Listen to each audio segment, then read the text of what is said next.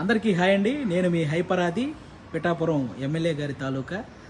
ముఖ్యంగా ఇంకా ఈ ఓటేసిన గుర్తు పోకముందే కూటమికి గుర్తుండిపోయే విజయాన్ని అందించినటువంటి ఆంధ్రప్రదేశ్ ప్రజలందరికీ కూడా చాలా చాలా చాలా పెద్ద థ్యాంక్ యూ. 10 సంవత్సరాల నుంచి ఎన్నో అవమానాలు, ఎన్నో తిట్లు, ఎన్నో కష్టాలు ఇవన్నీ భరించి ఒక్కడే తన సొంత డబ్బుతో ఎవరి సహాయం లేకుండా ఒక పార్టీని నడిపించి ఏ పదవి లేకపోయినా సంపాదించిందంతా సహాయం చేసిన పవన్ కళ్యాణ్ గారి కష్టానికి ఈరోజు సరైన ఫలితం దక్కినందుకు, ముఖ్యంగా 70,000కు పైగా మెజారిటీతో ఆయన్ని గెలిపించిన పిఠాపురం ప్రజలకి, అలాగే ఆయన అనుకున్నట్టు కూటమిని ఈ స్థాయిలో నిలబెట్టిన ఆంధ్రప్రదేశ్ ప్రజలందరికీ కూడా థ్యాంక్ యూ సో మచ్ అండి. ముఖ్యంగా ఈ గెలుపును అందరూ పాజిటివ్ వేలో జరుపుకోవాలని మనస్ఫూర్తిగా కోరుకుంటున్నాను. ఎందుకంటే మనల్ని మోసం చేసిన నాయకులను విమర్శించండి, అలాగే ఆడవాళ్ళని కూడా చూడకుండా ట్రోల్ చేసినటువంటి సోషల్ మీడియా వాళ్ళని విమర్శించండి. కానీ అందరికీ హాయ్ అండి. నేను మీ హైపరాది పిఠాపురం ఎమ్మెల్యే గారి తాలూకా. ముఖ్యంగా ఇంకా ఈ ఓటేసిన గుర్తు పోకముందే కూటమికి గుర్తుండిపోయే విజయాన్ని అందించినటువంటి ఆంధ్రప్రదేశ్ ప్రజలందరికీ కూడా చాలా చాలా చాలా పెద్ద థ్యాంక్ యూ.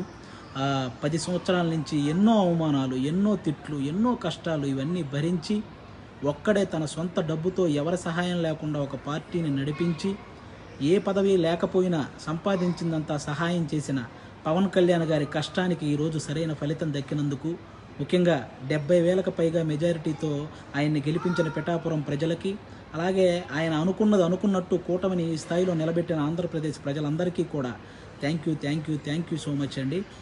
ముఖ్యంగా ఈ గెలుపును అందరూ పాజిటివ్ వేలో జరుపుకోవాలని మనస్ఫూర్తిగా కోరుకుంటున్నాను.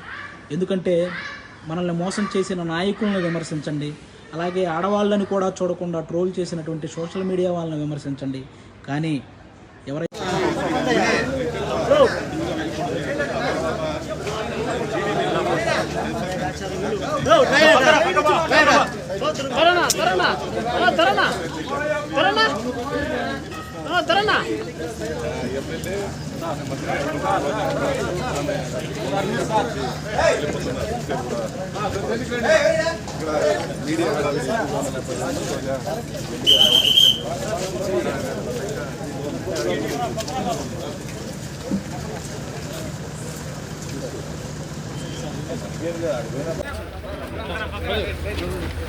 बकरा बाबू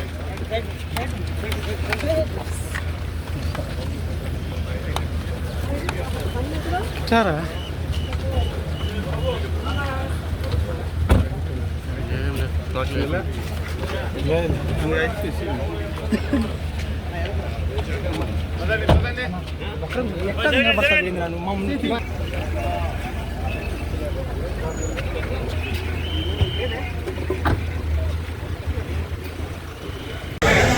Gracias.